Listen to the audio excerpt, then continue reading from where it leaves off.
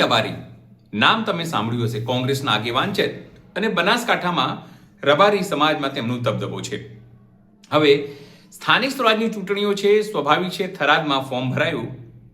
તેમણે આરોપ છે કે અધિકારીઓ ઉપરથી દબાણ છે ને એટલા માટે તેઓ કોંગ્રેસનું જે ફોર્મ છે તે રદ કરી રહ્યા છે. તેમણે ચીમકી આપી છે કે તેઓ આના માટે હાઈકોર્ટ અને સુપ્રીમ કોર્ટ સુધી જશે અને થરાદની ધરતી ઉપર યુદ્ધ ખેલાશે. આ શબ્દોનો ઉપયોગ તેમણે કર્યો છે. તે સિવાય મોટા આંદોલનની ચીમકી અપાઈ છે. નમસ્કાર, હું છું ચિંતામણી પુત્ર અનિલ પટેલ. સ્વાગત છે આપનું અમારા કાર્યક્રમમાં. આવો સાંભળીએ ઠાકરસિંહ રબારી અધિકારીઓને અને ભાજપને શું ચીમકી આપી રહ્યા છે. ચૂંટણી અધિકારી અને મામલતદાર વાઘેલા સાહેબને મળ્યો. એમને કીધું કે તમે જે જગ્યાએ બેઠા છો એ જગ્યાએ જો કોઈ અધિકારી તરીકે હું બેઠો હોઉં તો સરકાર જેની રૂલિંગ હોય તો 20% દબાણ હોય, હું સમજી શકું છું, પરંતુ કાયદાને ઘોળીને પી જવાની કોશિશ ના કરશો. તમે ચૂંટણી અધિકારી તરીકે હાઈ ઓથોરિટી પાવર છો. તમે કોઈ પણ નિર્ણય લેશો તો હાઈકોર્ટમાં જ્યારે જવાનું થશે ત્યારે તમે જ નિમિત્ત બનશો. ઉપરથી કોઈ તમને પ્રેશર હશે કે કોઈના કહેવાથી કરતા હશો ત્યારે કાયદો જ્યારે હોય એ કાયદાને ઘોળીને પીવાનું કામ ન કરતા. એમણે જે વાંટી ગોટીઓને દબાણમાં છે, કાયદો એવું કહે છે કે જેણે પ્રથમ ફોર્મ ભર્યું હોય, પરિપત્ર એમને ચૂંટણી પંચનો મેં બતાવ્યું, પ્રથમ ફોર્મ ભર્યું હોય માન્ય રહે.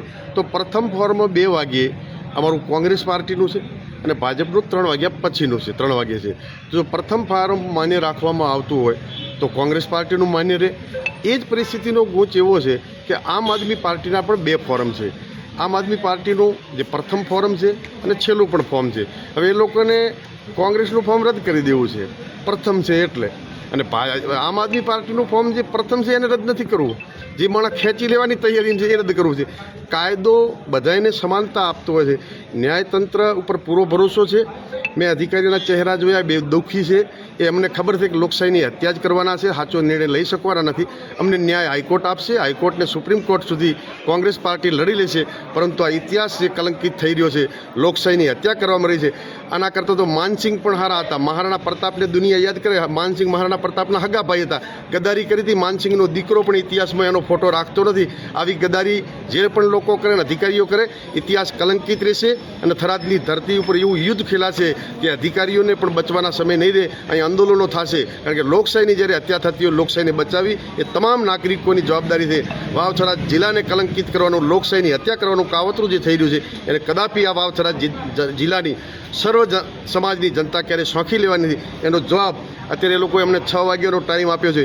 6 વાગ્યે જો લોકશાહીની હત્યા કરશે તો એના પરિણામો બહુ ખરાબ આવશે. અને આ અધિકારીઓને માટે પણ બહુ કપરો અને કલંકિત ઇતિહાસ રહેશે કે માનસિંહ કરતાં પણ ગદ્દાર તરીકે આ બધા ચિત્રા છે. અને થરાદની જનતા આજે તો જે પાળિયાઓ સરહદો ઉપર બેઠા છે ગામડે ગામડે, એ પણ રોઈ રહ્યા છે કે આ પાળિયા કેમ ખંડણ હતા. પાળિયાને કવિએ પૂછ્યું ત્યારે કીધું કે ગામ ઉપર બૂંગીઓ ઢોલ વાગ્યો અને ધીંગાણા ચડ્યા, જેના કારણે અમે પાળિયા થઈ ગયા. કદાચ આ થરાદની ધરતીને લોકશાહીની હત્યા કરવામાં આવશે તો એ પાળિયા થતાં પણ આ વિસ્તારની પ્રજા પાછી નહીં પડે. પરંતુ જે લોકો ગદ્દારી કરે છે એમના કલંકિત ઇતિહાસને ક્યારે આ પ્રજા માફ નહીં કરી શકે. જિલ્લા પંચાયત સીટને કેવી રીતે દેખો છો?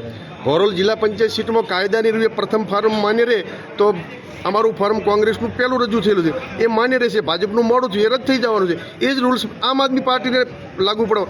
કાયદો કહે છે એ પ્રમાણે અમારું ફોર્મ વેલિડ રહેવાનું છે. અને લોકશાહીની હત્યા જો કરવા માટે કોઈ મજબૂર કોઈના હાથ બંધાયેલા હશે તો એના માટે જે રીતે લડવું પડે લડવા માટે કોંગ્રેસ પાર્ટી અને આ વિસ્તારની સર્વ સમાજો તૈયાર છે.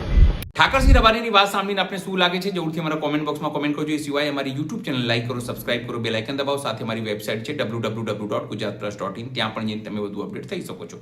અત્યારે માટે બસ આટલું જ. નમસ્કાર.